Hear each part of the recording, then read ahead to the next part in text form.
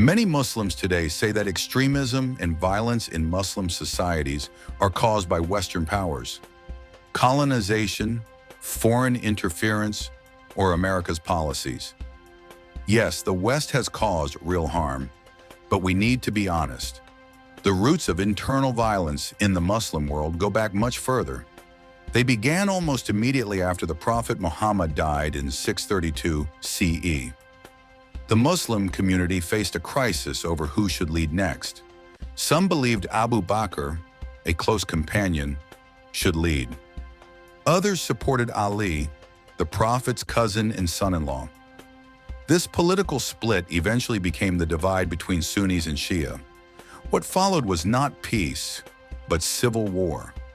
Fatima, the Prophet's daughter, died shortly after his death.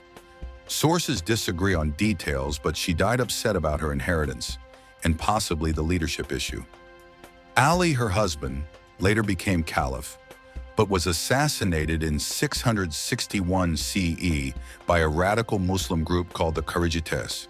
Hassan, their son and the Prophet's grandson, made a peace treaty to avoid war, but was later poisoned, possibly under pressure from the Umayyad Caliph Muawiyah. Then came the tragedy of Hussein, the Prophet's other grandson. In 680 CE, Hussein refused to recognize the legitimacy of Caliph Yazid, Muawiyah's son. He and his small group were intercepted at Karbala by Umayyad forces. He was killed brutally. His body was desecrated, his family taken captive.